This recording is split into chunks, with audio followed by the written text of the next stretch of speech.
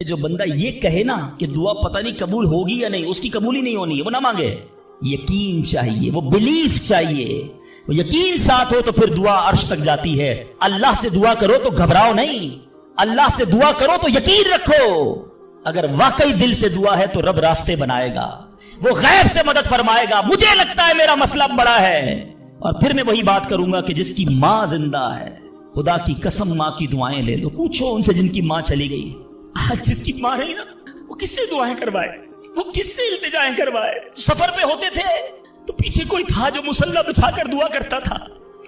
ہر تھوڑے دنوں بعد پیغام آتا تھا، بیٹا کدھر پہنچے، بیٹا طبیعت کیسی ہے. ارے ماں سوچو تو صحیح، بیٹے کا کام تھا ماں سے پوچھنا کہ ماں تمہاری طبیعت کیسی ہے. ماں پوچھتی ہے بیٹا تم کیسے ہو.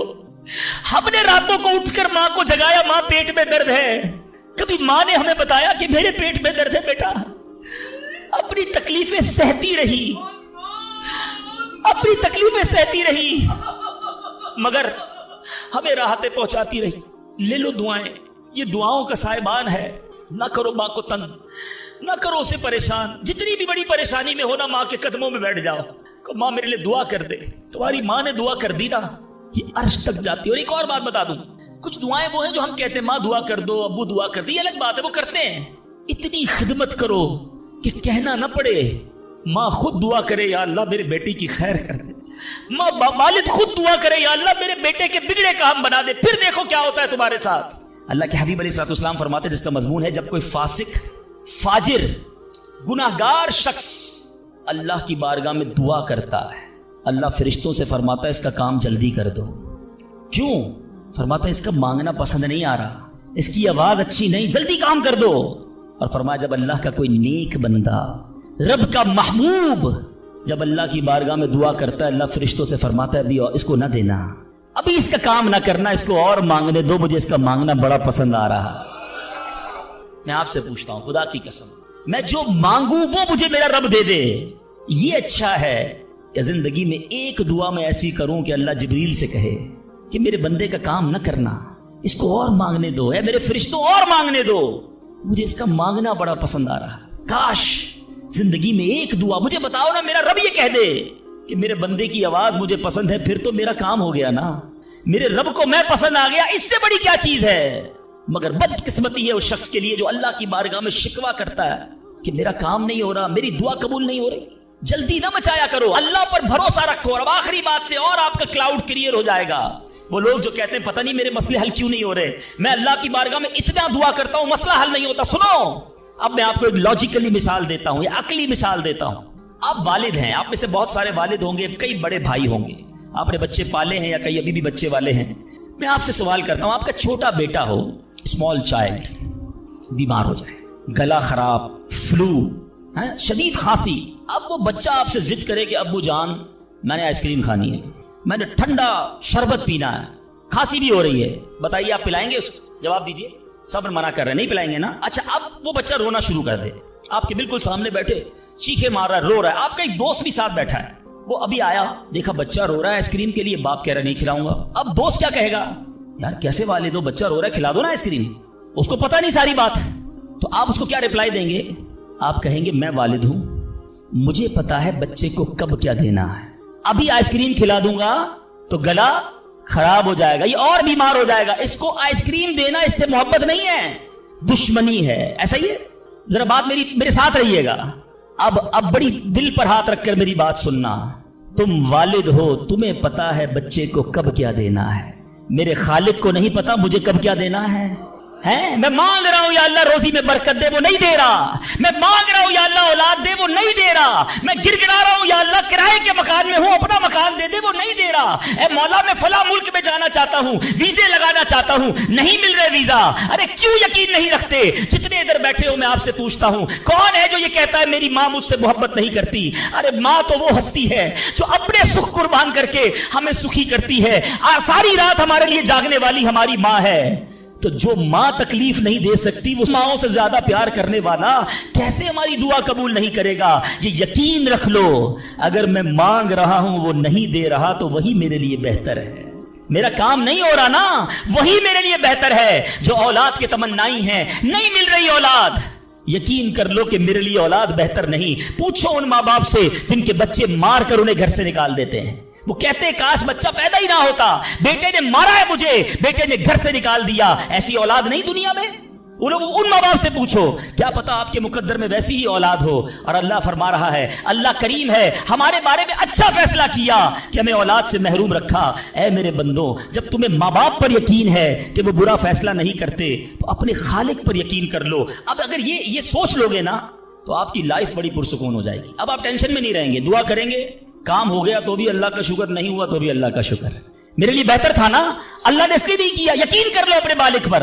एक बार मैं अफ्रीका में था, तंजानिया में, एक बहुत बड़े बिजनेसमैन थे। उन्होंने कहा, मेरा बहुत बड़ा उनका कारोबार था, 7,000 घर उन्होंने बनाए थे, पूरा सिटी बनाया।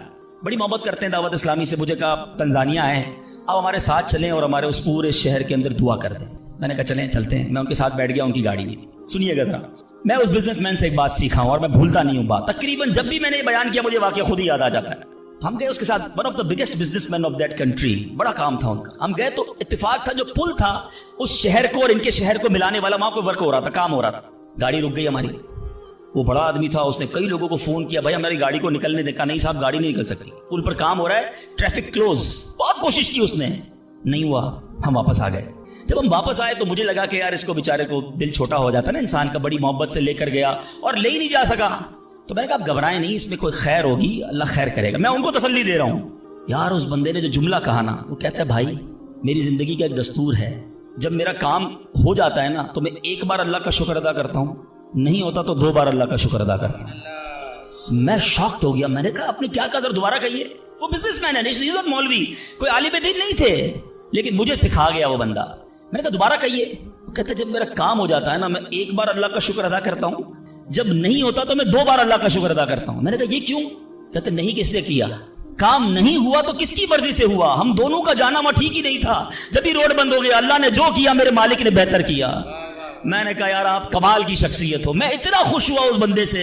ये फॉर्मूला याद कर लो, लाइफ पुरसुकून हो जाएगी। जो मांगो मिल जाए या अल्लाह तेरी मेहरबानी, जो ना मिला या अल्लाह फिर भी तेरी मेहरबानी। तू मेरे माँ से ज्यादा मुझे चाहने वाला है, बेहतर था जब तो नहीं दिया। अच्छा अब दुआ के कुछ आदाब भी सुन लें। दुआ कबूल ना होने का एक सबब हराम रोजी भी है। हदीस के अल्फाज हैं, हराम खोर की दुआ कबूल नहीं होती।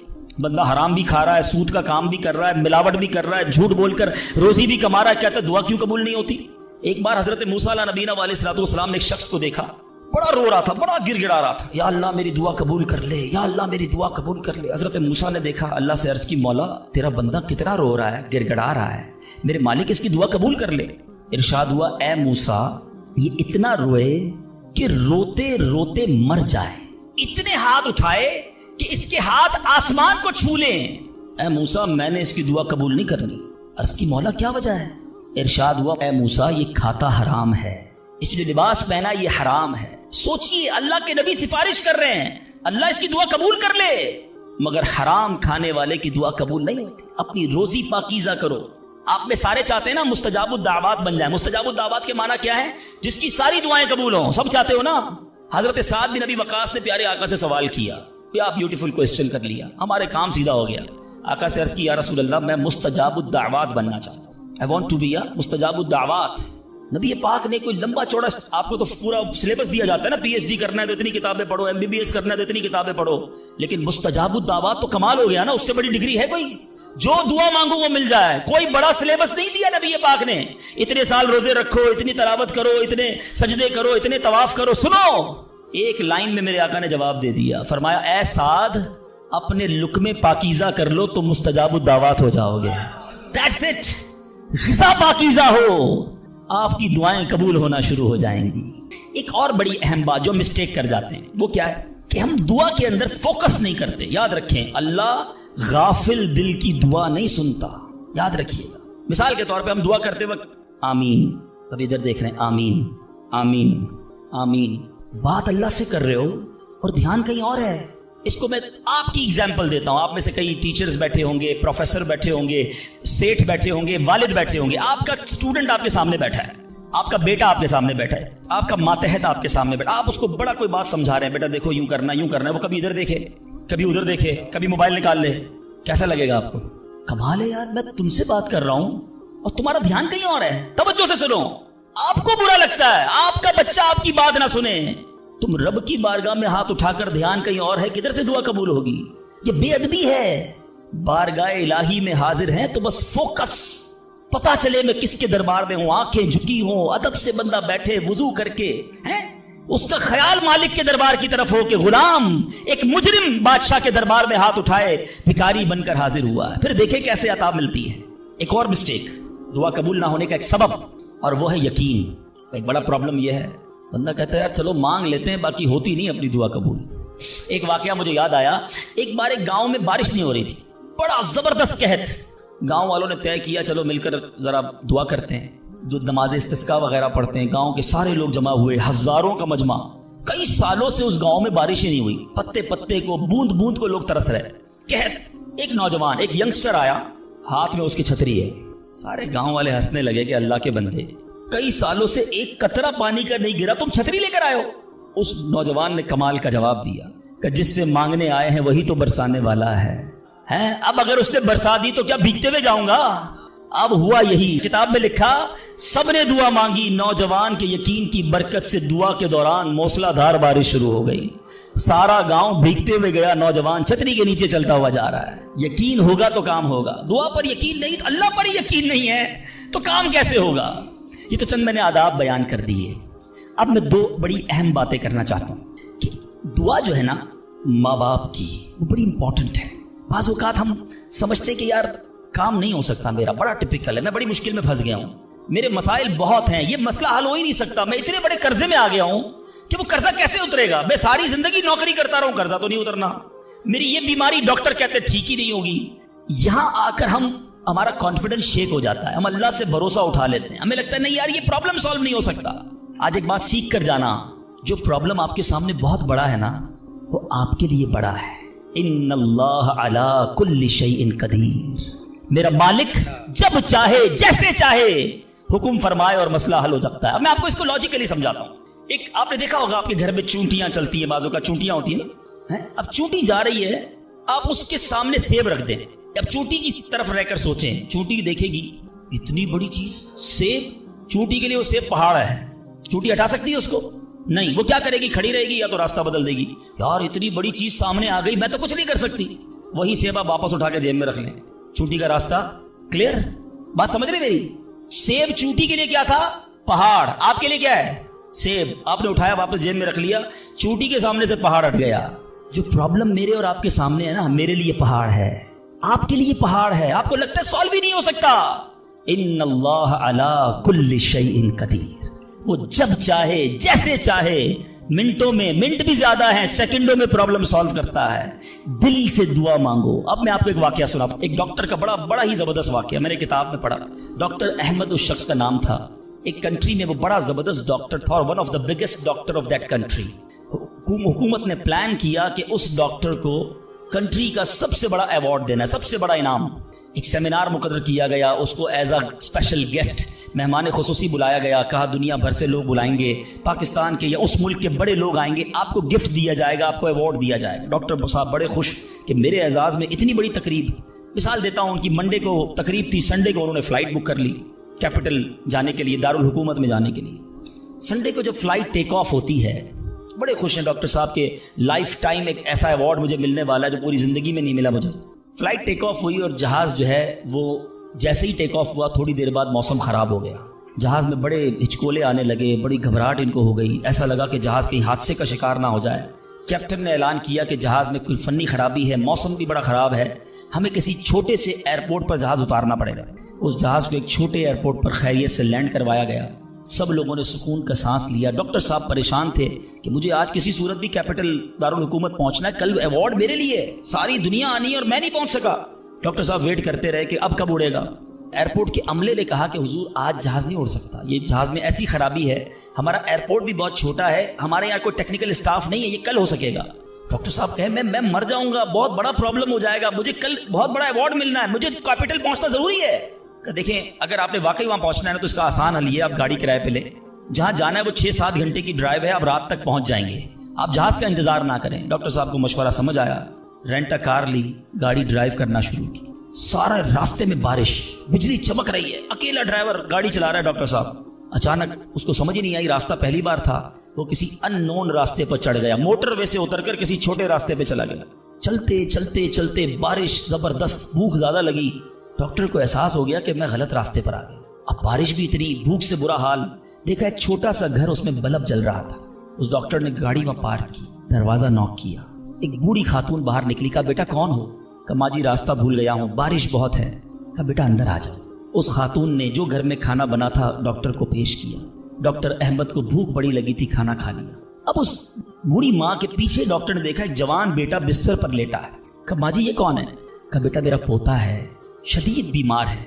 मैं गरीब औरत हूँ, मगर मेरे पोते को, जो मेरी जिंदगी का सहारा, एक ऐसी बीमारी हो गई है। हमारे गांव में मैंने कई डॉक्टरों को दिखाया है।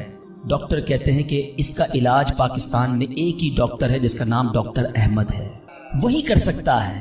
बेटा हर नमाज के बाद दुआ करती हूँ कि इतने पैसे जमा हो जाएं कि मैं अपने इस माजूर बेटे को डॉक्टर अहमद के पास ले जाऊं। तुम मुझे मुसाफिर लगते हो, जरा तुम भी दुआ कर दो मेरे बेटे का इलाज हो जाए। डॉक्टर अहमद दस्तरखान पर बैठकर रोने लगा।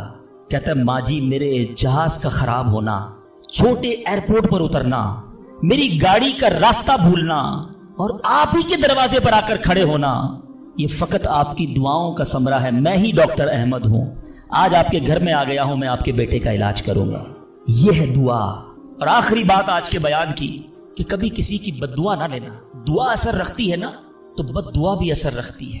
हाय जो होती है ना, दिल से निकलती है, वो बर्बाद कर देती है इंसान को। अगर आपको लगता है ना कि यार मेरा चलता कारोबार खराब हो रहा है, मेरी जिंदगी में प्रॉब्लम शुरू हो गई है, मेरे घर में बड़ी खुशियां थी, आहिस्ता आहिस्ता चीजें खराब हो रही हैं, फौरन चेक करो किसी पर जुल्म तो नहीं किया, किसी की हाय तो नहीं ली। एक बार मैंने एक वाकया, इसी किताब में ये वाकया भी पढ़ा कि एक मछेरा था और एक पुलिस वाला कोतवाल उस मछली बाजार में गया और उसने देखा बड़ी ताजा मछली मछेरा बेच रहा है। कहा कितने की है, दिखाओ जरा। उसने कहा साहब इतने 100 रुपए की है। कहा कभी हमने किसी को पैसे दिए? मछली छीनी और चला गया। वो गरीब मछेरा बड़ी चीखे मारी कि भाई मेरी रोजी है, मैंने आज बच्चों के लिए खाना लेकर जाना है, मगर उस पुलिस वाले ने नहीं सुनना था। वो उस मछली को लेकर चला गया। मछली इतनी फ्रेश थी कि वो फड़क रही थी। उसी फड़कने के दौरान उस मछली ने उस पुलिस वाले के अंगूठे पे काट लिया। नॉर्मल सा था मामला था। घर आया, बीवी को कहा मछली पकाओ, फ्रेश फिश लाया। मगर थोड़ी देर बाद अंगूठे में दर्द शुरू हो गया। और आप जानते हैं इन्फेक्शन किसको कहते हैं, चीजों का खराब होना किसको कहते हैं। उसके अंगूठे में शदीद पेन शुरू हो गया, बहुत दर्द। खाना बाद में खाऊंगा, पहले दोस्त डॉक्टर है उसके पास जाते। उसके पास गया, कहा डॉक्टर साहब देखिए ये अंगूठे पे क्या हो गया है, बहुत लाल हो गया, बहुत दर्द हो रहा है। कहा इसमें जहर फैल गया है, अभी अभी डिसाइड करो वरना ये अंगूठा नहीं काटोगे तो हाथ काटना पड़ेगा। कहा अच्छा। हाँ, अंगूठा कटवाया, घर आया, बड़ा अफसुर्दा कि अंगूठा ही कट गया। अभी दस्तरखान पर बैठा तो हथेली में दर्द शुरू हो गया, हथेली लाल होना शुरू हो गई, बड़ी बड़ी तकलीफ। फिर गया डॉक्टर के पास कि डॉक्टर साहब आपने कहा था अंगूठा कटवा दो, हथेली बच जाएगी, हथेली भी लाल हो गई। कहा बेटा इसमें भी इन्फेक्शन हो गया है, फौरी फैसला करो, मेरी अकल काम नहीं कर रही, वरना ऐसा ना हो तुम्हारा पूरा बाजू काटना पड़े। मरता क्या ना करता, हथेली कटवाई। फिर घर आया, पट्टी बंदी हुई हाथ पे, आंखों में आंसू हैं, तड़प के लेटा, लेकिन रात चैन से नींद ना आई। हाथ में दर्द होना शुरू हो गया, पूरा हाथ लाल हो गया, परेशान। डॉक्टर के पास जाने वाला था। उसका एक दोस्त बड़ा समझदार था, वो देख रहा था कि शाम अंगूठा कटवाया, फिर हथेली कटवाई, अब हाथ के लिए तड़प रहा है। खैर एक बात बताओ, आज तुम्हारे साथ कोई वाकया हुआ है क्या, तुमने कोई काम किया है? कहता हाँ, मैं एक गरीब मछेरे से मछली छीन कर आया हूं। वो रोता रहा, मैं उसका जवाब मैंने नहीं दिया।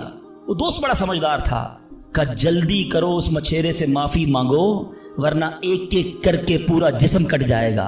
रातों रात दोनों दोस्त भागे, उस मछेरे का घर ढूंढा, आधी रात को उसके घर पहुंचे और उस पुलिस वाले ने हाथ जोड़कर कहा कि देखो मेरा हाथ कट गया है, मुझे अल्लाह के वास्ते माफ कर दो। और मजे की बात यह है गरीब का दिल बहुत बड़ा होता है, जुल्म भी हुआ था फिर भी उसने कहा जा मैंने तुझे माफ किया। उस दोस्त बड़ा समझदार था, उसने मछेरे को पकड़ लिया। कहा एक बात तो बताओ, जब ये तुमसे मछली छीन कर गया तुमने कुछ कहा था क्या? कहते हाँ, मैंने अल्लाह की बारगाह में दुआ की थी। कहा या अल्लाह मैं कमजोर हूं, ये बंदा मुझ पर जुल्म करके मेरे बच्चों की रोजी ले गया है, मैं इसका कुछ नहीं बिगाड़ सका। ए अल्लाह मेरा बदला तूने लेना है, ए अल्लाह मेरा बदला तेरे जिम्मे है, अब तू अपनी कुदरत से मेरा बदला लीजियो। ए मेरे मीठे इस्लामी भाई, याद रखना, हाय ना लेना किसी की, तकब्बुर न करना कि मैं बड़ा कर्रो फर वाला हूं, मैं इंजीनियर, मैं डॉक्टर, मैं प्रोफेसर, मैं सेठ। आज आप कुछ भी हैं, ये अल्लाह ने आपको दिया है। एक हाय लग गई ना, अल्लाह के किसी बंदे को तकलीफ पहुंचा दी और उसने हाथ उठा दिए। ये दुआ बड़ी कमाल की चीज है, तूफान टाल भी देती है और बर्बाद भी कर देती है। बर्बादी से बचना है, लोगों की दुआएं लीजिए। जिंदगी में ऐसे काम करना मीठे इस्लामी भाइयों कि मेरी गैर मौजूदगी में भी लोग दुआ दे कि क्या बंदा है, क्या मिलता है, क्या अखलाक है।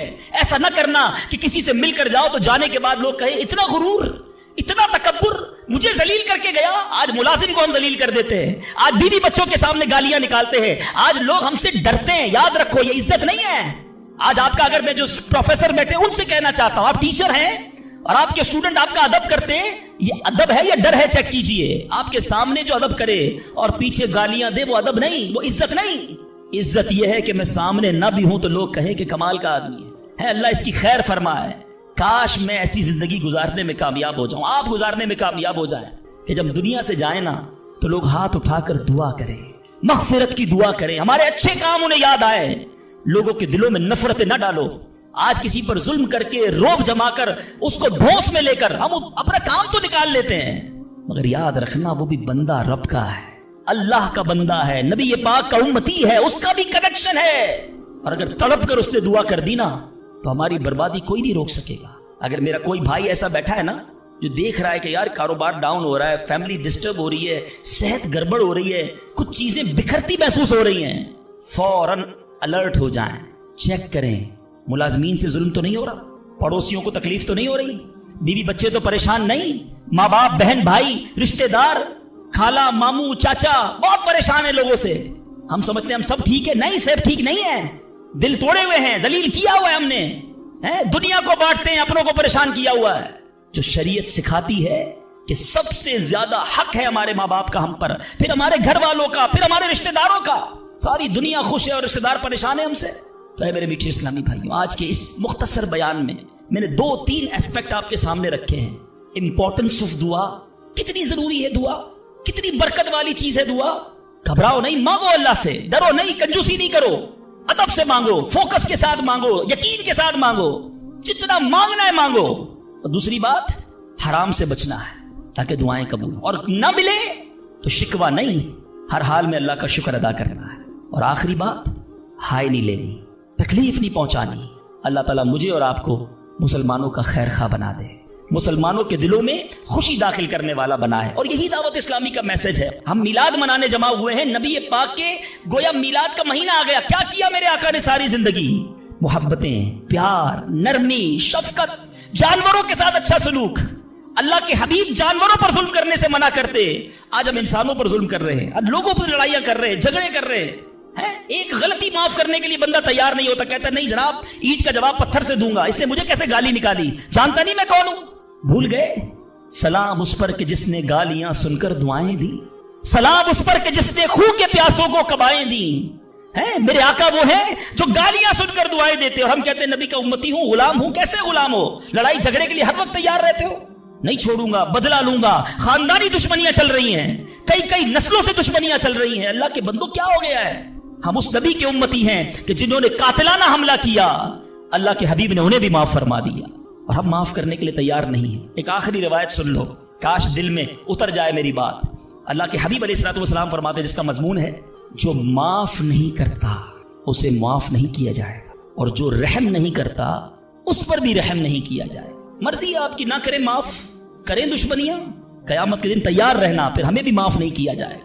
बंदों को माफ करो, दरगुजर करो और अल्लाह से दुआ करो, या अल्लाह मैं बंदा हूं, मैंने तेरी रिजा के लिए बंदे माफ कर दिए, तू तो खालिक है, तू मुझे माफ फरमा। शबे कदर की दुआ याद है? अल्लाहुम्मा इन्नका अफुव्वुन करीमुन तुहिब्बुल अफ़्वा फ़अफ़ु अन्नी। माना तो समझो क्या प्यारी दुआ है, अल्लाह तू करीम है, तू माफ करने वाला है, माफी को पसंद करता है, मुझे भी माफ कर दे। हैं अल्लाह को अर्ज कर रहे, अल्लाह तू माफी को पसंद करता है, खुद माफी देने के लिए तैयार नहीं है, ना मुलाजिम को, ना बीवी को, ना सास को, ना बहू को। लड़ाई झगड़े लगे हुए सबके।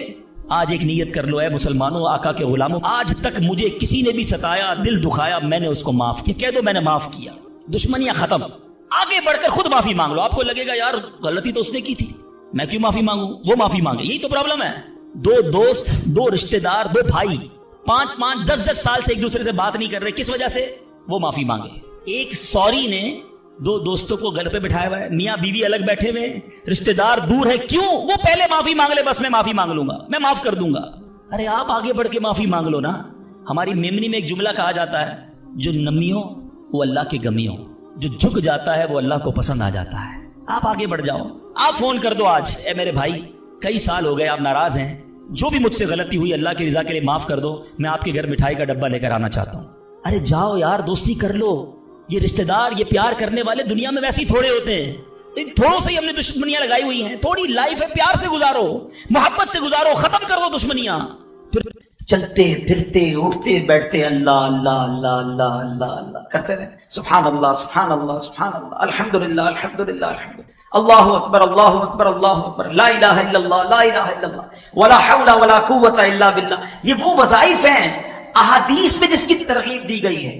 سبحان اللہ و بحمدہ سبحان اللہ العظیم, یہ وہ عظیم وظیفہ ہے جو نبی پاک فرماتے ہیں 2 کلمے ہیں جو زبان پر ہلکے ہیں, میزان پر بھاری ہیں, اور اللہ کو بڑے پسند ہیں. وہ کون سے ہیں؟ سبحان اللہ و بحمدہ سبحان اللہ العظیم. تو اگر میرا یہ ذہن بن جائے کہ میری نیکیوں کا میٹر جاری رہے, تو زبان کو اچھے کام میں لگائے رکھو, اللہ رسول کا ذکر کرتے رہا کرو, انشاءاللہ نیکیوں کا میٹر جاری ہوگا. پورا دن کاروبار کر کے, نوکری کر کے یہ حساب تو کرتے ہو آج کتنے کمائے, کبھی یہ بھی حساب کر لو کہ آج جنت میں کتنے درخت لگائے, آج کتنی کروڑوں نیکیاں آپ ایک دن میں کما سکتے ہیں. افضل ترین وظیفہ, جی ہاں, صحابی رسول حضرت شداد بن اوس رضی اللہ تعالی فرماتے ہیں کہ ہم صحابہ کرام علیہ رضوان اللہ پاک کے آخری نبی رسول ہاشمی صلی اللہ تعالی علیہ وسلم کی خدمت میں حاضر تھے. آپ علیہ الصلوۃ والسلام نے ہم سے پوچھا, حل فیکم غریب, کیا کوئی تم میں اجنبی تو نہیں بیٹھا؟ صحابہ کرام نے کہا نہیں حضور, ہم سارے مسلمان ہی ہیں اور کوئی غیر نہیں ہے. تو نبی پاک علیہ الصلوۃ والسلام نے فرمایا اچھا ایسا کرو, دروازے بند کر دو. صحابہ نے دروازے بند کر دیے. اب آپ علیہ الصلوۃ والسلام نے فرمایا ارفعوا ایدیکم وقولوا لا الہ الا اللہ, ہاتھ اوپر اٹھا لو اور لا الہ الا اللہ پڑھنا شروع کر دو. حضرت شداد بن اوس کہتے ہیں ہم سب نے ہاتھ اوپر اٹھائے اور کلمہ پاک پڑھنا شروع کر دیا. کچھ دیر اسی طرح ہم ذکر کرتے رہے, نبی پاک ذکر کرواتے رہے, اور اس کے بعد مالک جنت قاسم نعمت صلی اللہ تعالی علیہ وسلم نے خوشخبری سناتے ہوئے فرمایا ابشروا فإن اللہ قد غفر لکم, تمہیں بشارت ہو کہ بے شک اللہ پاک نے تمہیں بخش دیا ہے. مزید آپ علیہ السلام نے یہ بھی فرمایا کہ الحمدللہ, اے اللہ پاک تو نے مجھے یہ پاکیزہ کلمہ دے کر بھیجا, اسے پڑھنے کا حکم دیا اور اس پر جنت کا وعدہ بھی فرمایا, بے شک تو اپنے وعدے کے خلاف نہیں کرتا. سبحان اللہ. تو کلمہ طیبہ افضل الذکر لا الہ الا اللہ, اس کے کمال کے فضائل ہیں. اگر آپ کا یہ ذہن بن جائے کہ میں نے اپنی زبان کا پرفیکٹ یوز کرنا ہے. ایک بزرگ کے بارے میں آتا ہے 40 سال تک آپ نے روٹی نہیں کھائی, ستو پیتے تھے.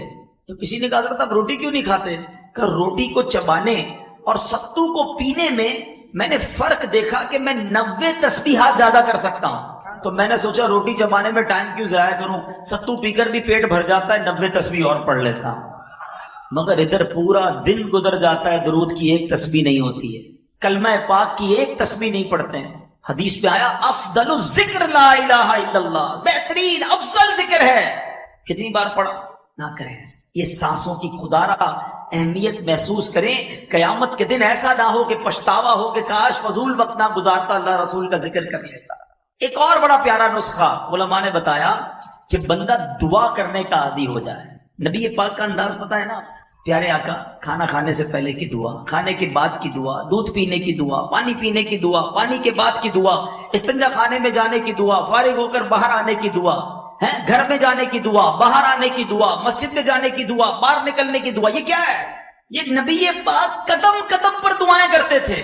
اور آج ہمیں پورا دن گزر جاتا ہے, ہم دعا نہیں پڑھتے. حالانکہ اگر یہی عادت اپنا لینا کہ ساری دعائیں یاد کر لیں کہ یار کھانے سے پہلے کیا پڑھنا ہے, تو کھانے سے پہلے ثواب, کھانے کے بعد ثواب, پانی سے پہلے ثواب, پانی کے بعد ثواب. اچھا دعا اور سنت, اگر یہ 2 چیزیں مجھے پتہ چل جائیں, بھائی پانی تو پینا ہی ہے نا, لیکن دن میں کتنی بار پانی پیتا ہوں؟ اگر سنت کے مطابق پیوں ہر بار پانی پینے کا ثواب ہے. چپل تو پہننا ہی ہے، سنت کے مطابق پہنوں، چپل پہننے کا ثواب. لباس تو پہننا ہی ہے، سنت کے مطابق پہنوں، لباس پہننے کا ثواب. اگر یہ ذہن بن جائے کہ یار میں پورے دن میں کیسے عبادت بڑھا سکتا ہوں اور بغیر کسی بڑی ایفرٹ کے، کیا محنت کرنی ہے، سیدھے پیر سے چپل پہنے یا الٹے پیر سے پہنے اتنا ہی ٹائم لگنا ہے، مگر ہر سنت پر اگر سنت کی نیت سے عمل کر لوں اور اس سے پہلے دعا بھی پڑھ لوں. الدعاء مخ العبادہ، حدیث پاک میں ہے دعا عبادت کا مغز ہے. اچھا ڈبل فائدہ ہوگا، دعا کا ثواب الگ ملے گا، کام میں برکت اور آ جائے گی. جس کام کو شروع کرنے سے پہلے بسم اللہ پڑھی، دعا کر لی، کام بھی اچھا ہو جائے گا، کھانے میں بھی برکت رہے گی، پیٹ بھی خراب نہیں ہوگا اور جناب عبادت بھی جاری رہے گی. اصل چیز مائنڈ ہے. جس طرح دنیا کمانے کے لیے دماغ چلتا ہے، اگر نیکیاں کمانے کے لیے دماغ چل جائے نا تو پھر تو نیکیاں ہی نیکیاں ہیں. کمال ہے، آسان نیکیاں ہیں. ایک بڑی پیاری کتاب بھی ہے مکتبۃ المدینہ کی، آسان نیکیاں. اس کو پڑھے تو حیران ہو جاتا ہے بندہ کہ یار اتنے چھوٹے عمل سے اتنا بڑا ثواب. میں اگر ایسی کوئی کتاب بتا دوں آسان پیسے کمانے کا نسخہ، شاید وہ کتاب ہی ختم ہو جائے گی مکتبے میں. او ہو بتاؤ بھائی ایک دن میں لاکھ روپے کیسے کماتے ہیں، محنت بھی نہ کرنی پڑے. میں آپ کو بتاتا ہوں ایک دن میں کروڑوں نیکیاں کما سکتے ہیں بھائی. صرف اپنا ذہن بنائیں اور اپنا یہ ذہن بنا لیں کہ مجھے عبادت کے لیے بھیجا ہے تو دعائیں یاد کر لیں. ماشاءاللہ مدنی قافلوں میں دعائیں یاد کرائی جاتی ہیں، دعوت اسلامی کے حلقوں میں دعائیں یاد کرائی جاتی ہیں، اور یہ دعائیں انشاءاللہ زندگی میں ساتھ رہی تو بیڑا پار ہو جائے گا نا. سنت پر عمل کرنے کی ذہن بنا لیں اور سنت پر عمل کر کے نیکیاں تو ملی. اور پتہ کیا ملے گا؟ سنو، اللہ کے حبیب علیہ الصلوۃ والسلام کیا فرماتے ہیں؟ نبی پاک علیہ الصلوۃ والسلام فرماتے ہیں کہ جس نے میری سنت سے محبت کی اس نے مجھ سے محبت کی، اور جس نے مجھ سے محبت کی وہ میرے ساتھ جنت میں جائے گا. اب بتاؤ نا، اللہ کے حبیب کے ساتھ جنت میں چلے گئے تو بیڑا پار ہو گیا نا.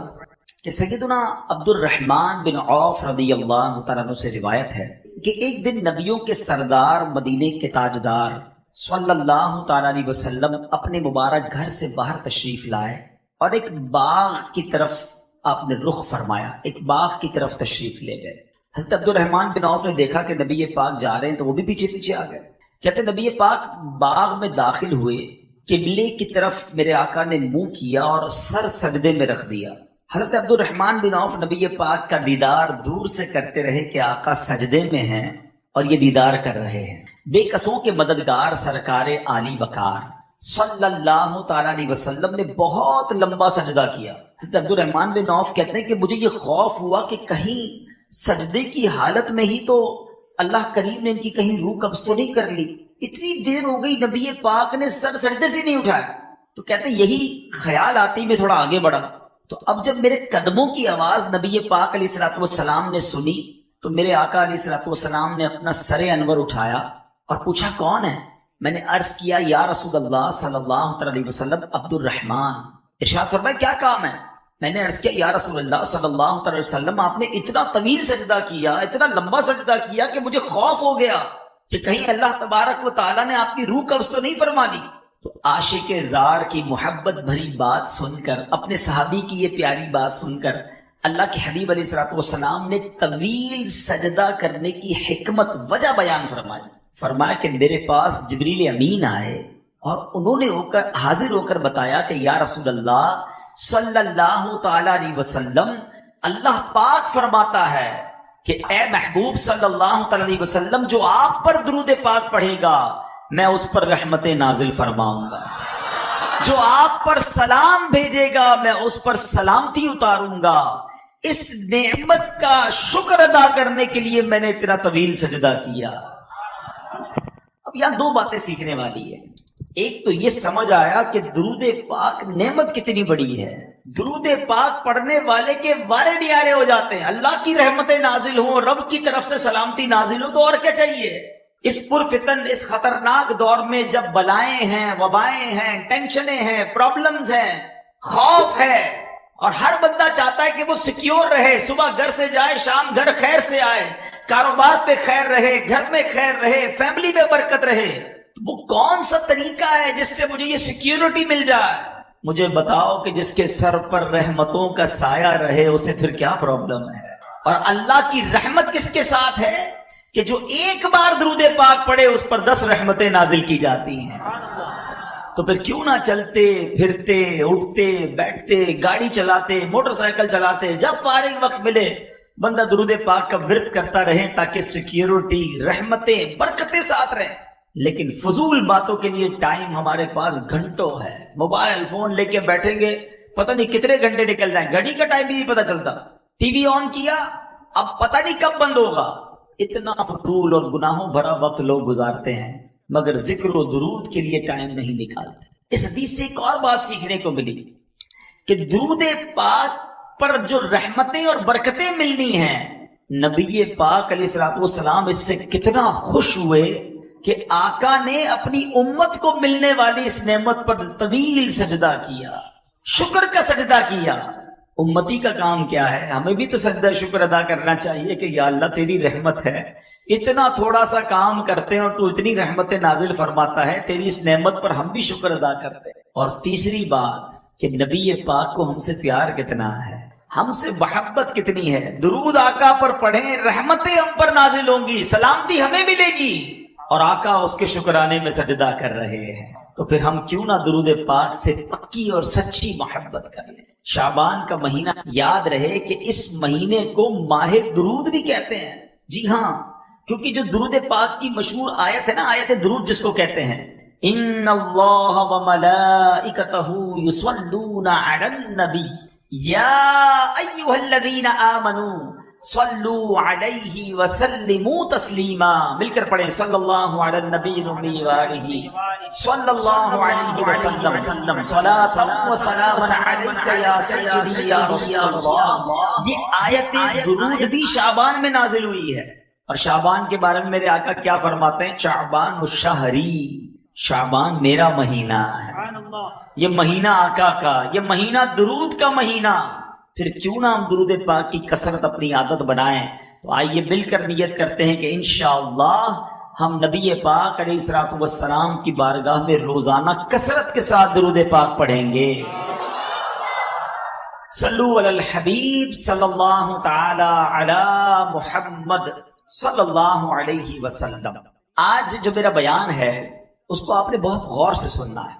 آج یوں سمجھیے کہ آخرت کا اکاؤنٹ جو ہے وہ کیسے بھرا جا سکتا ہے, کس طرح زیادہ سے زیادہ نیکیاں آسان طریقے سے کمائی جا سکتی ہیں, یہ آج اس بیان کا ٹاپک ہوگا. اگر آپ توجہ سے سنیں گے تو انشاءاللہ اللہ نے چاہا آپ کو کچھ ایسے طریقے مل جائیں گے جس سے آپ ڈیلی بیسس پر اپنے نامہ اعمال میں نیکیوں کا اضافہ کریں. کہ ہمارے اسلاف بزرگان دین شب و روز کیسے گزارتے تھے اور ان کے ذہن میں کیسا یہ بات ذہن میں بیٹھی ہوئی تھی کہ آخرت کی تیاری کو فوکس کرنا ہے. حضرت رابعہ بصریہ رضی اللہ تعالیٰ, بہت بڑا نام ہے, یہ ایسی خاتون ہے جو ولیہ ہیں, 2 صدی ہجری کی مشہور ولیہ. آپ رحمت اللہ تعالیٰ علیہ, اللہ پاک اور اس کے پیارے حبیب علیہ الصلوۃ والسلام سے بڑی محبت کرنے والی اور خوف خدا میں رونے والی عبادت گزار شب بیدار خاتون تھی.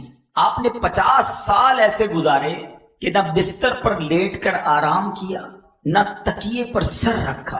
آپ کی خادمہ حضرت عبدہ بنت شوال رحمت اللہ تعالی علیہا فرماتی ہیں کہ حضرت رابعہ ساری رات نماز میں مصروف رہتی, صبح فجر سے پہلے مصلی پر لیٹ جاتی, کچھ ہی دیر کے بعد گھبرا کر اٹھتی اور خود سے کہتی, نفس تو اس ناپائیدار دنیا میں کب تک سوتا رہے گا؟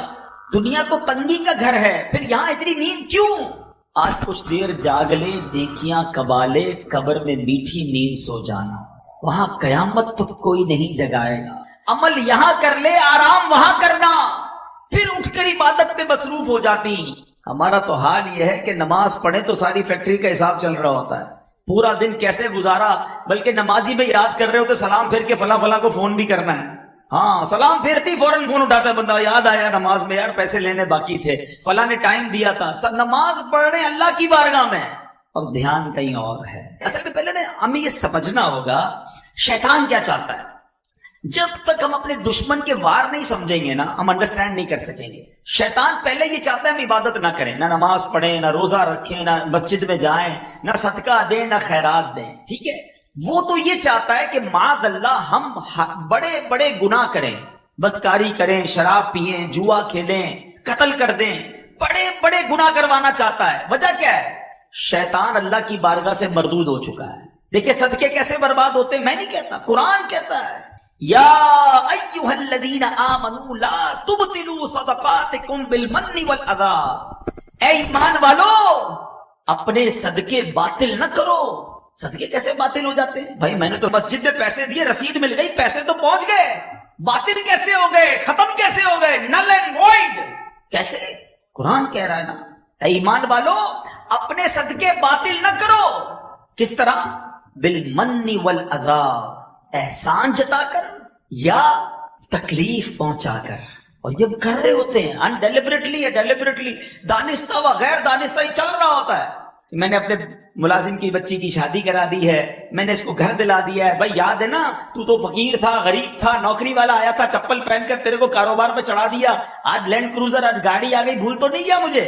وہ جو آپ نے اس وقت اس کے ساتھ بھلائی کی تھی، یہ جملہ کہہ کر سب ضائع کر دیا۔ صرف ضائع نہیں کیا، الٹا دل دکھا کر گناہ بھی کما لیا، اور شیطان کامیاب ہو گیا کہ اس کا صدقہ بھی گیا، اس کا ثواب بھی گیا، اس کی نیکی بھی گئی، اور الٹا گناہ گار ہو گیا، اور ہمیں پتہ بھی نہیں چلتا۔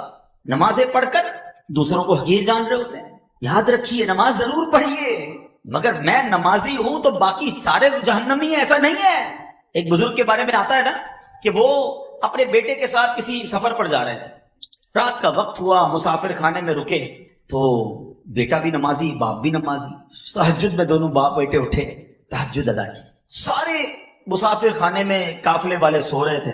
بیٹا کہتا ہے ابا جان یہ کیسے لوگ ہیں، سارے ہی سو رہے ہیں، کسی نے تہجد نہیں پڑھی؟ اللہ اکبر، وہ والد تھے نا، وہ اللہ والے تھے، کہتے بیٹا تو بھی سویا رہتا تو ٹھیک تھا، تو نے آج تہجد پڑھ لی، تجھے باقی لوگ سارے حقیر نظر آنے لگے، اس سے بہتر تو بھی سویا رہتا تو ٹھیک تھا۔ تو یہ وار شیطان کے سمجھو، شیطان نیکی کرنے کے بعد جیسے ہم نیکی کرتے ہیں نا، اس کو بے چینی شروع ہو جاتی ہے، اب وہ پلاننگ کرتا ہے کدھر سے اس کی نیکی چھین لوں، کدھر سے اس کی نیکی ڈسٹرب کر دوں۔ جب تک ہم یہ سمجھیں گے نہیں، حضرت رابعہ بصریہ رضی اللہ تعالیٰ عنہ جیسی ولیہ فرماتی تھوڑی دیر کے لیے تسبیح کرتے کرتے دھیان کہیں اور گیا تو وہ جنت کے درخت پر جو پھل لگے تھے وہ گر گئے۔ ہمارا تو روز ہی دھیان کہیں اور ہوتا ہے، ادھر دعا کرتے دھیان کہیں اور ہوتا ہے، اللہم آمین آمین آمین کہہ رہے، پتہ نہیں امام صاحب کیا دعا کر رہے ہیں، کبھی ادھر دیکھ رہے ہیں، کبھی ادھر دیکھ رہے ہیں، کبھی داڑھی کھجا رہے ہیں۔ کبھی سوچا ہے نماز اور دعا کس کے لیے ہوتی ہے؟ کس کی بارگاہ میں حاضر ہیں؟ اللہ اکبر کہہ کر ہم حاضر ہو گئے اللہ کی بارگاہ میں، اے اللہ میں حاضر ہوں۔ کبھی منسٹر، کبھی بڑے بڑے بزنس مین، کسی وڈیرے، کسی جناب بڑی شخصیت کے پاس جائیں اور اس کے پاس جا کر دھیان کہیں اور ہوتا ہے، یا اس کو فوکس کرتے ہو؟ اللہ کی بارگاہ میں کہیں اور دھیان ہے، مانگ رہے ہیں اللہ سے اور دھیان کہیں اور ہے، پھر کیسے دعا قبول ہوگی؟ علماء فرماتے ہیں اللہ غافل دل کی دعا نہیں سنتا، تو دعا میں دل ہی غافل ہوتا ہے، مانگ رہے ہیں اللہ سے، دھیان کہیں اور ہے، نہیں، اللہ ہی کی طرف دھیان ہو، اس کے دربار کی طرف دھیان ہو۔ اچھا اب آپ کہیں گے جناب آپ کہہ رہے ہیں بھائی دھیان تو ہے نہیں تو کیا نماز پڑھنا چھوڑ دیں؟ نہیں، یہ بڑا پرابلم ہے۔ جب کسی کو کہو نا یار آپ کی پرابلم یہ ہے تو کہتے ہیں میں نماز ہی نہیں پڑھتا بھائی، میرے تو دھیان ہی کہیں اور ہوتا۔ شیطان کامیاب ہو گیا، وہ چاہتا ہی تھا کہ آپ بے نمازی ہو جائیں۔ اب آپ مقابلہ کریں شیطان سے کہ اچھا میرے دھیان کو، میرے فوکس کو، میری عبادت کو شیطان برباد کرتا ہے، اب میں شیطان پر میں وار کروں گا، اپنی نماز بھی پڑھوں گا اور صحیح طریقے سے پڑھوں گا، دعا بھی کروں گا، فوکس کے ساتھ کروں گا، صدقہ دوں گا، کسی کو بتاؤں گا نہیں، اللہ کی رضا کے لیے دوں گا، نیکی کروں گا، اس کو انشاءاللہ کامیاب بھی کروں گا۔ یہ ہونا چاہیے نا ہمارا ذہن۔ تو بہرحال میرے پیچھے اسلامی بھائیوں چلیں لگے ہاتھوں میں آپ کو یہ بتا دوں کہ اگر نماز میں دھیان نہیں لگتا، ذہن کہیں اور ہوتا ہے، تو اس کا طریقہ کیا ہے؟ اس کے کئی طریقے علماء نے بیان کیے۔ ایک تو آپ اپنے ذہن میں جب نماز پڑھیں تو دنیاوی خیالات سے اس کو پاک کرنے کی کوشش کریں۔ دوسرا، جو نماز میں پڑھتے ہیں نا اس کا ترجمہ یاد کر لیں۔ آپ کو پتا تو ہوا پڑھ کیا رہے ہیں، امام صاحب کیا پڑھ رہے ہیں، الحمدللہ رب العالمین الرحمن الرحیم مالک یوم الدین. اس کا ترجمہ جب آپ کے ذہن میں ہوگا نا کہ میں اللہ کی شان بیان کر رہا ہوں، اللہ روز جزا کا مالک ہے، وہ رحمان بھی ہے، وہ رحیم بھی ہے، میں اس سے عرض کر رہا ہوں کہ اللہ مجھے سیدھے راستے پہ چلا. اہدنا الصراط المستقیم صراط الذین انعمت علیہم، اے اللہ ان لوگوں کے راستے پہ چلا جس پر تیرا انعام ہوا، ان لوگوں کے راستے سے بچا لے مالک جس پر تیرا غضب ہوا. اب جب آپ سورہ فاتحہ کے ساتھ ہیں، سورہ اخلاص کے ساتھ ہیں، سبحان ربی العظیم کہہ رہے ہیں، تو دل کہہ رہا ہے کہ اللہ تو عظیم ہے، میں تیری بارگاہ میں سر جھکایا ہوا ہوں. تو اب آپ کا جب نماز میں دل لگ رہا ہوگا، اب آپ کو پتا ہوگا آپ کیا پڑھ رہے ہیں، تو انشاءاللہ دل لگ جائے گا. تو تھوڑی سی پریکٹس کر کے جو آپ نماز میں پڑھتے ہیں، یا عموماً امام صاحبان بھی 30ویں پارے کی نارملی تلاوت کرتے ہیں، 30 پارے کی، آپ کم از کم 30واں پارہ، رمضان آ رہا ہے، ترجمہ اور تفسیر کے ساتھ 2-3 بار پڑھ لینا، پھر انشاءاللہ امام صاحب کے ساتھ رہیں گے آپ. ابھی تو یہ حال ہے ہمارا، ہاتھ نہیں اٹھواؤں گا. کئیوں نے یہاں عشاء کی نماز باجماعت پڑھی ہوگی، اگر میں یہ پوچھ لوں بتاؤ امام صاحب نے پہلی رکعت میں کون سی سورت پڑھی تھی، دوسری میں کون سی پڑھی تھی؟ ابھی تو بہت دیر ہو گئی، کبھی سلام پھیرنے کے بعد اپنے آپ سے پوچھ لینا، وہ بھی نہیں پتا ہوگا. ایسا تو نہ کرے. کاروبار میں دھیان ہے، گھر میں دھیان ہے، اور اسکول میں سب چیزوں میں پکا دھیان ہے. ایک بندے کا بیلنس پتا ہے، کس سے کتنے مانگتا ہوں. شاید دینے والوں کا نہیں پتا ہوگا، لینے والوں کا سب کو پتا ہے. وہ غلطی کرتا ہم پکڑ لیتے، نہیں بھائی اتنے تھے، تم نے اس تاریخ کا وعدہ کیا تھا. اگلا 1 مہینے بعد پیسہ دینے کی وعدہ کرے، اس سے 3 دن پہلے سے دماغ میں ریمائنڈر ہونا شروع ہو جاتا ہے، 15 تاریخ آنے والی ہے، 12 ہو گئی ہے، 15 کو پیسے دینے اس نے اپنے کو. اتنا یاد ہے آپ کو. مگر قرآن، نماز، ذکر و اذکار میں کیوں اتنی غفلت ہے؟ میں چوٹ کر رہا ہوں، پلیز. مبارک مہینہ آ رہا ہے، ہمیں ٹھیک ہونا ہے نا. تو بہرحال اللہ کرے کہ ہمیں اپنی پیدائش کا مقصد سمجھ آ جائے. یہ زندگی پتہ کیا ہے؟ ایک بزرگ نے کمال کی بات فرمائی، یقین کریں واقعی کمال کی بات ہے. سورہ عصر آپ سب نے سنی ہوگی نا.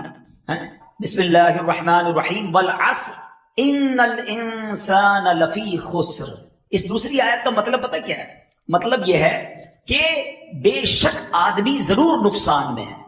ایک بزرگ فرماتے ہیں کہ تفسیر کبیر میں کہ میں نے ایک برف والے شخص سے، برف بیچنے والے شخص سے سورہ عصر کی دوسری آیت کا مطلب سمجھا. یہ ہے، میں یہاں تھوڑا سا بریک لے کے سمجھانا چاہتا ہوں.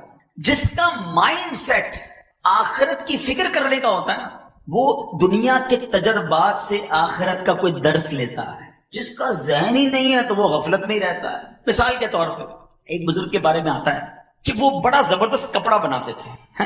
کپڑا سیا، تیار کیا، کپڑے کے بیپاری تھے. وہ ایک کپڑا سیل کرنے مارکیٹ میں گئے، اپنا بنا کے کپڑا.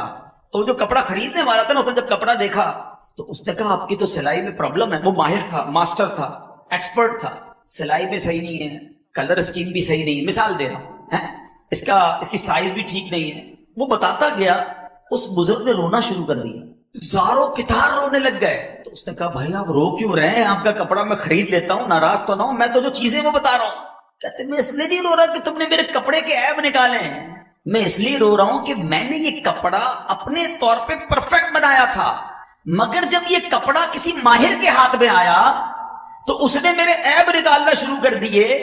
تو میں نے تو اپنے طور پہ نمازیں ٹھیک پڑھی ہیں، روزے صحیح رکھے ہیں، صدقے خیرات بھی کیے ہیں، اللہ کی بارگاہ میں قیامت کے دن گیا، اور اگر رب نے کہا کہ تیرے سجدے قبول نہیں ہیں، ان میں اخلاص نہیں تھا، تیرے صدقے بیکار ہیں تو اس میں نیت کچھ اور تھی، میں اپنے طور پہ ٹھیک کر رہا ہوں اعمال، اگر اللہ کی بارگاہ میں گیا اور وہاں یہ سب ریجیکٹ ہونا شروع ہوا تو میرا کیا بنے گا؟ یہ تھا دماغ، یہ ذہن تھا آخرت کی تیاری کا کہ کپڑا ریجیکٹ ہوا تو قیامت یاد آ گئی. ادھر گھر میں میت ہوتی ہے تو موت یاد نہیں آتی ہے، ادھر باپ کا انتقال ہوتا ہے اور گھر والے ٹی وی دیکھ رہے ہوتے ہیں، تیسرے دن نمازیں قضا ہو رہی ہوتی ہیں، ادھر ہمارے سامنے آخرت کی یاد دلانے والی بات ہوتی ہے، پھر بھی آخرت نہیں سوچتے ہیں. اور بزرگان دین سنو کیا کہتے ہیں. بزرگ کہتے ہیں میں نے برف والے سے سورہ عصر کی دوسری آیت کا مطلب سمجھا. ایسا کیا کہا تھا برف والے نے؟ سنو برف والا کیا کہتا. وہ کیا کہتا ہے؟ کہتے ہیں میں نے برف والے کے بارے میں سنا، وہ آواز لگا رہا تھا، برف ریڑھی پہ بیچ رہا تھا اور آواز لگا رہا تھا ارحموا من یذوب رأس مالہ. وہ کیا کہتا تھا؟ لوگوں اس شخص پر رحم کرو جس کا سرمایہ پگھل رہا ہے. برف والا یہی کہتا ہے خرید لو ورنہ پگھل جائے گا. کہتے ہیں میں سمجھ گیا ان الانسان لفی خسر. اس کا مطلب یہی ہے کہ زندگی برف کی طرح پگھل رہی ہے، جو اس پہ نیکی نہ کمائے گا وہ نقصان میں رہے گا۔ برف والا صبح برف لے کے نکلتا ہے نا، اس کو پتا ہے شام تک یا تو بیچوں گا یا پگھل جانی ہے۔ میٹھے اسلامی بھائیوں، میری اور آپ کی زندگی بھی یہی ہے، we don't know کب چلے جائیں گے۔ اگر آپ اس کو امیجنیشن کے ذریعے سمجھنا چاہیں نا، تجربے کے طور پہ کہہ رہا ہوں کہ پیدا ہوئے نا تو ہمارے ہاتھ میں ایک ایک برف کا بلاک دے دیا گیا ہے، کسی کے پاس 50 سال کا ہے، کسی کے پاس 40 سال کا ہے، کسی کے پاس 25 سال کا ہے، برف روز پگھل رہی ہے۔ ہو سکتا ہے ہم میں سے کسی کی برف کل ختم ہونے والی، آج ختم ہونے والی ہے، اور ہم ہیں کہ احساس ہی نہیں ہے، پگھل رہی ہے، روز پگھل رہی ہے، اور ہم نیکیاں کہاں کما رہے ہیں۔ حالانکہ میرے میٹھے اسلامی بھائیوں، اللہ کریم نے ہمیں کیوں پیدا کیا ہے؟ شاعر کیا کہتا ہے، پہلے سنو پھر قرآن کی آیت سنا۔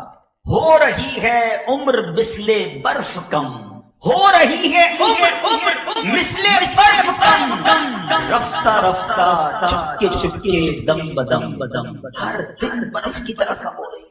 مجھے اور آپ کو رب نے کیوں بنایا ہے ہم جانتے ہیں، پیسے کمانے کے لیے، بڑا نام بنانے کے لیے، کاروبار چمکانے کے لیے، اور جناب ڈگریاں حاصل کرنے کے لیے، اس لیے بنایا۔ آئیے قرآن سے پوچھتے ہیں، اے رب کے کلام تو ہماری رہنمائی فرما، ہمیں کریٹ کیوں کیا گیا، انسان کو بنایا کیوں گیا؟ اللہ کریم قرآن میں فرماتا ہے وَمَا خَلَقْتُ الْجِنَّ وَالْإِنسَ إِلَّا لِيَعْبُدُونِ، بے شک اور میں نے جن اور آدمی اتنے ہی اس لیے بنائے کہ میری بندگی کریں۔ اللہ فرماتا ہے جن اور آدمی کس لیے بنائے؟ کہ میری عبادت کریں۔ معلوم ہوا انسانیت اور عبادت لازم اور ملزوم، یعنی آپس میں جڑے ہوئے ہیں۔ جو عبادت نہیں کرتا انسانیت سے لا تعلق ہے، بنایا ہی عبادت کے لیے گیا ہے، ہماری کریشن کا مقصد عبادت ہے۔ اب آتے ہیں سولوشن کی طرف۔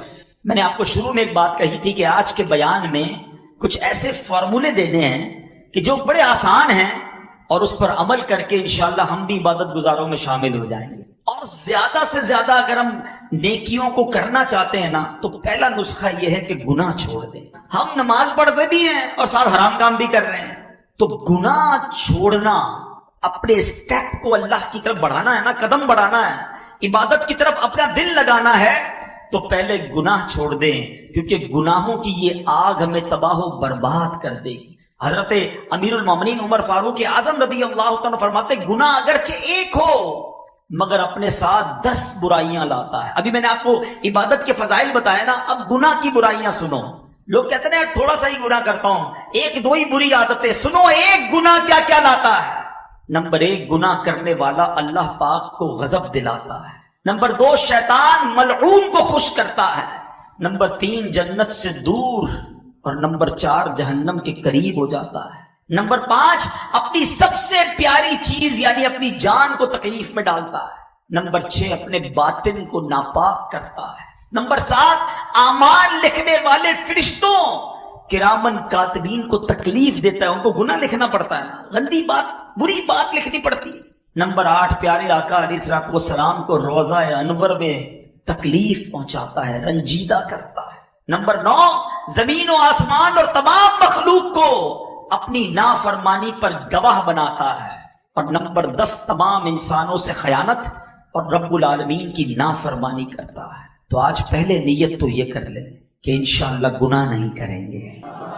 ہاں، گناہ چھوڑنا آسان نہیں ہے، مگر میرے لیے مشکل ہے نا، میرے رب کے لیے تو مشکل نہیں ہے، وہ تو قوی ہے، وہ طاقت والا ہے، وہ کن فرمائے تو فیکون ہو جاتا ہے۔ پہلے نیت کر لیں اور پھر اللہ سے مدد مانگے کہ یا اللہ میں نے نیت کر لی ہے، بس تو میری گناہوں کی عادت نکال دے۔ تو انشاءاللہ جب دل گناہوں سے پاک ہوگا نا، تو پھر نیکیوں کا نور آنا شروع ہو جائے گا۔ کچھ لوگ ملتے ہیں، ایک جگہ ہم گئے تھے تو یہ بحث ہو رہی تھی، ایک بھائی ساتھ تھے، کہتے ہیں یار اتنی نیند آتی ہے جیسے ہی بیان شروع ہوتا ہے، دل نہیں لگتا، اس کی کیا وجہ ہے؟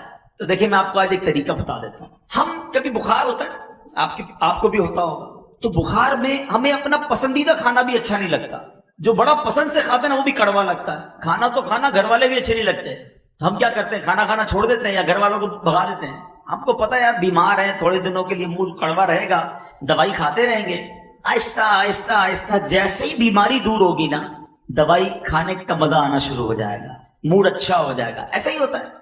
تو جب کسی کو نماز میں دل نہ لگے، تلاوت میں دل نہ لگے، اجتماع میں دل نہ لگے، کسی درود پاک پڑھے تو بوریت ہونے لگے، تو وہ سمجھ لے کہ اندر بیماری ہے، گناہوں نے دل کالا کیا ہوا ہے۔ اب کیا کرنا ہے؟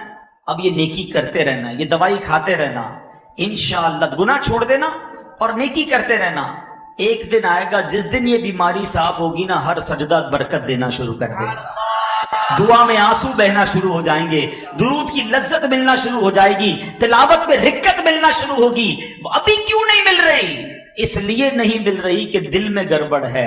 مجھے دوائی بھی جاری رکھنی ہے، پرہیز بھی جاری رکھنا ہے۔ میرے رب کی جس دن رحمت ہو گئی، انشاءاللہ میرا دل نمازوں میں لگ جائے گا، پھر مجھے بہت مزہ آئے گا۔ اور جس دن یقین کرو جس کو عبادت میں لطف آنے لگ گیا نا، اس کے وارے نیارے ہو گئے، کیونکہ اب وہ عبادت ایسے کر رہا ہوگا جیسے لوگ اپنے دوستوں کے ساتھ انجوائے کر رہے ہوتے ہیں۔ وہ سجدوں کو انجوائے کرے گا، وہ دعاؤں کو انجوائے کرے گا، وہ تلاوت کے مزے اٹھائے گا۔ ایک بزرگ کہتے ہیں مجھے پہلے سمجھ نہیں آتا تھا کہ لوگ ساری رات، اللہ والے حضرت رابعہ بصریہ کے بارے میں ہم نے سنا، ساری رات کیسے عبادت کرتے تھے، نوافل پڑھتے رہتے تھے، ان کو بوریت اور تھکن کیوں نہیں ہوتی تھی؟ کہتے اب سمجھ آ گیا، اب جب میں لوگوں کے ہاتھ میں موبائل دیکھتا ہوں اور بچوں کو، نوجوانوں کو دیکھتا ہوں ساری رات موبائل پر بیٹھے ہوتے، کوئی تھکن نہیں لگتی، ان کا دل موبائل میں لگا ہوا ہے، رات کا پتہ نہیں چلتا۔ ان کا دل عبادت میں لگا تھا، انہیں بھی رات کا پتہ نہیں چلتا۔ میں دعا کیا کرتا ہوں تحدیث نعمت کے لیے، آپ کو کہتا ہوں آپ بھی یہ دعا کیا کہ اللہ میرا دل عبادت میں لگا دے اور عبادت کا مزہ دے دے۔ ہم اتنے گناہ گار ہیں، ہمیں عبادت تکلف سے کرنی پڑتی ہے کہ یار پڑھ رہا ہوں وہ دل نہیں لگ رہا، لیکن جس دن عبادت میں دل لگ گیا نا، اللہ اکبر، وہ زندگی کا لطف ہی کچھ اور ہوگا۔ اور یہ ہوگا، انشاءاللہ ہوگا کہ جب ہمارا دل گناہوں سے پاک ہوگا۔ تو پہلا نسخہ کہ آپ عبادت کی طرف آنا چاہتے ہیں، اپنے مقصد کی طرف آنا چاہتے ہیں، تو گناہ چھوڑ دیجیے، گناہوں والی باتوں سے بچائیے اپنے آپ کو، آپ کو عبادت کا نور ملنا شروع ہو جائے گا کہ ہم ناکارہ ہیں۔ ہم اللہ سے ہی مدد مانگے، اللہ تو عبادت کی توفیق دے، تو سجدوں کی توفیق دے، تو ہمیں گناہوں سے بچا لے۔ سیکنڈ فارمولا، دوسرا نسخہ وہ یہ ہے کہ ہمیں فضولیات سے اپنے آپ کو بچانا ہوگا۔ یہ جو اپنے فضول، اپنی ٹائم ضائع کرنے والے کام رکھے ہوئے ہیں نا، خاص طور پہ آج کل تو ایسا لگتا ہے ہمارا سب سے زیادہ زندگی کا ٹائم ہمارا موبائل لے جاتا ہے، یا موبائل لے جاتا ہے یا فضول ہماری گپ شپ، آپ کے یہاں کہتے ہیں کچیری، وہ کچیری چائے کی لگی تو 2 گھنٹے کی لگی، بھائی 2 گھنٹے میں کون چائے پیتا ہے یار، باقی دنیا بھر کی بحث کرنی ہے۔ ارے بھائی ساری دنیا کی پنچا، آج کل ڈالر کا ریٹ کیا ہے، $1 نہیں ہے جیب میں پھر بھی ڈالر کا ریٹ پوچھنا ہے، تیل کتنے کا ہو گیا ہے آج کل، جناب کون سی ملک کی کرنسی کدھر پہنچ گئی، تم نے کاروبار کرنا ہے اس گلی کا پتہ پوچھنا کیوں جدھر جانا نہیں ہے، اسی میں گھنٹوں لگ گئے، امریکہ میں کیا ہو رہا ہے، یورپ میں کیا ہو رہا ہے، کرونا میں کتنے مر گئے۔ وہ بھائی آپ کو کیا کس بات کی پنچات ہے؟ اتنی دیر میں کچھ اللہ کا ذکر کر لو، کچھ درود پاک پڑھ لو، کوئی آخرت کی تیاری کر لو۔ تو فضول کاموں سے اپنے آپ کو جب بچائیں گے نا، تو آپ کو کچھ ٹائم ایکسٹرا ملے گا، اور وہ جو ایکسٹرا ٹائم ہوگا وہ آپ عبادت میں کر سکیں گے۔ اللہ کرے ذہن بن جائے نا۔ مثال دیتا ہوں، آپ کہیں گئے، کسی نے کہا یار ذرا 7-8 منٹ بیٹھیے گا میں آ رہا ہوں، ہم کہتے ٹھیک ہے کوئی بات نہیں۔ اب 8 منٹ کا وہ کہہ کر ہم کیا کریں گے، 8 منٹ میں موبائل نکالیں گے۔ اب وہ 18 منٹ بعد بھی آیا نا، میں ٹینشن نہیں، ہمارا موبائل چل رہا ہے، پتہ نہیں کیا کیا دیکھ رہے ہیں۔ حالانکہ نیکیوں کا ذہن ہوتا نا، اور وقت بچانے کا ذہن ہوتا، تو اسی موبائل میں قرآن ڈاؤن لوڈ کیا ہوتا، 8 سے 10 منٹ میں سورہ یاسین جو پڑھ لے اسے 10 قرآن پاک کا ثواب ملتا ہے۔ 8-10 منٹ تو لگتے ہیں نا، حدیث پاک کا مضمون ہے، جو سورہ یاسین پڑھتا اس کو 10 قرآن پاک کا ثواب ہے۔ وہ 10 منٹ بٹھا کر ہمیں آیا، ہم نے 10 قرآن پاک کا ثواب کما لیا۔ دیر سے تسبیح نکالو یار، 100 بار درود پاک نہ پڑھ لوں یار، 5 منٹ کا بریک ملا ہے تو۔ اللہ کرے کہ یہ ذہن بنے کہ ہم فضول کاموں سے بچے۔ اتنا ٹائم ہم ضائع کرتے ہیں، اگر آپ کو یقین نہیں آتا نا تو آپ کبھی پیپر پہ بیٹھ کے اپنا ٹائم لکھیں کہ یار میں نے آج پورے دن میں، ٹھیک ہے نوکری کریں، کاروبار کو ٹائم دیں، فیملی کو ٹائم دیں، نمازیں پڑھیں، اس کے علاوہ وہ گھنٹے گنے جس میں ہم نے کچھ نہیں کیا، پھر اندازہ ہوگا کہ یار میں نے کتنا زندگی کا وقت ضائع کر دیا۔ تو ذکر و درود کرتے رہیے، فضول باتوں سے اپنے آپ کو بچائیے۔ اے کاش ہم یہ جو ہے ہمارا ذہن بن جائے۔ کامل مسلمان وہ ہے جو ایسے کام، ایسی حرکات و سکنات سے بچے جو اس کے لیے دین یا دنیا میں مفید نہ ہو، وہ کام یا کلام کرے جو اسے دنیا میں مفید ہو یا آخرت میں۔ سبحان اللہ، اللہ کرے کہ یہ بات سمجھ آ جائے کہ دنیا کا فائدہ ہے یا آخرت کا ہے، وہ کام تو کروں، نہ دنیا کا فائدہ نہ آخرت کا فائدہ، صرف ضائع کر رہا ہوں۔ یہ نہیں ہونا چاہیے. اپنی سانسوں کی گنتی کو سمجھیے، یہ اللہ پاک نے بڑی نعمت دی ہے، اب ہماری مرضی ہے ہم ان کو کیسے ضائع کرتے ہیں. تیسرا نسخہ، پہلا کیا تھا؟ گناہ چھوڑ دے. دوسرا، فضول کاموں سے اپنے آپ کو بچا. اب تیسرا نسخہ کیا ہے کہ ہم اپنے جو مباح کام ہے نا، چلنا پھرنا، اٹھنا بیٹھنا، چائے پینا، کھانا کھانا، ان مباح یعنی جائز کاموں کو نیکیوں میں کیسے کنورٹ کر سکتے ہیں. سبحان اللہ. وہ کیسے کور ہوگا؟ وہ ہے اچھی نیت. یہ ایسی نرالی سوغات ہے کہ بندہ اچھی نیت کی وجہ سے بغیر عمل کے بھی ثواب کا مستحق ہو جاتا ہے. اللہ کے حبیب علیہ السلام فرماتے ہیں جس نے نیکی کا ارادہ کیا اس پر عمل نہ بھی کر پایا تو اس کے لیے ایک نیکی لکھ دی جاتی ہے. اچھا، ایک عمل میں کئی نیتیں کی جا سکتی ہیں. اگر تھوڑا سا رک کر نیکی کرنے کا، اچھی نیت کرنے کا ذہن بن جائے نا، اللہ پاک امیر اہل سنت کو سلامت رکھے، ابتدا نیت کے بارے میں سمجھاتے ہیں. مثال کے طور پہ آپ اجتماع میں آئے، ابھی کی بات کر لیں، آپ میں سے کوئی آیا بھائی بیان سنوں گا، اس کو ایک ثواب ملے گا. کسی نے نیت کی یار میں ذکر بھی کروں گا، 2 نیتیں ہو گئی. میں تو دعا بھی کروں گا، 3 نیتیں ہو گئی. اب میں اجتماع کے بعد مسلمانوں سے ملاقات بھی کروں گا، 4 نیتیں ہو گئی. سلام میں پہل کروں گا، 5 نیتیں ہو گئی. اجتماع میں اگر گیا اور وہاں کسی مسلمان نے راستہ پوچھا تو راستہ بھی بتا دوں گا، 6 نیتیں ہو گئی. 2 مسلمانوں میں جھگڑا ہوا، اگر ہونے لگا تو سلو کروا دوں گا، 7 ہو گئی. کسی نے کوئی مسئلہ پوچھا آتا ہوا بتا دوں گا، 8 نیتیں ہو گئی. ہو سکتا ہے اجتماع میں جنازہ آ جائے، اگر جنازہ آیا تو جنازہ بھی پڑھ لوں گا، 9 نیتیں ہو گئی. اگر آپ کا نیت کا ذہن ہے تو آپ گھر سے چلے اجتماع کے لیے ہیں، مگر ہر قدم پر، ہر لمحے 10 12 کام کی نیت کی، 10 کاموں کا ثواب ملنا شروع ہو گیا. اور یہ میں نہیں کہہ رہا، سیدی اعلیٰ حضرت امام اہل سنت لکھتے ہیں جس کا مفہوم یہ ہے کہ بندہ جو گھر سے نماز کے لیے چلتا ہے، وہ جب گھر کے سے نماز کے لیے چلتا ہے نا تو ہر قدم پر ایک نیکی ملتی ہے، ہر دوسرے قدم پر ایک گناہ معاف ہوتا ہے. اعلیٰ حضرت نے نماز پڑھنے کے لیے جانے کے لیے 40 نیتیں لکھی ہیں. جو ان 40 نیتوں پر عمل کر لے، نیت کر لے، اب گھر سے چلے گا ہر قدم پر 40 نیکیاں ملیں گی.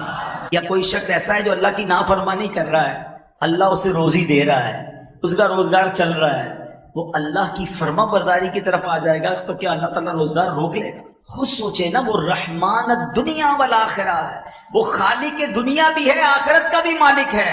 ارے جب ہم اسے راضی کر لیں گے، اس نے دنیا بھی اچھی کر دینی ہے، اس نے آخرت بھی اچھی کر دینی ہے. تو بس اپنی زندگی کا یہ مقصد بنائیں. اور الحمدللہ آج کے اس پرفتن دور میں دعوت اسلامی کا مدنی ماحول ہے جو ہمیں پکڑ پکڑ کر ہماری آخرت کی یاد دلاتا ہے، ہمیں ہماری زندگی کا مقصد بتاتا ہے کہ کس لیے پیدا کیے گئے ہیں. تو آئیے اس مدنی ماحول میں آ کر آپ خوب نیکیاں کما سکتے ہیں. آپ کو ماشاءاللہ اگر زیادہ نیکیاں کمانی ہے نا تو آپ دعوت اسلامی میں آ جائیں. اجتماع میں دیکھیں کتنی چیزیں سیکھنے کو ملتی ہیں. پھر ذکر کی، اب اتنے سارے لوگ ذکر کریں گے، ہر ذکر پر ثواب ملے گا.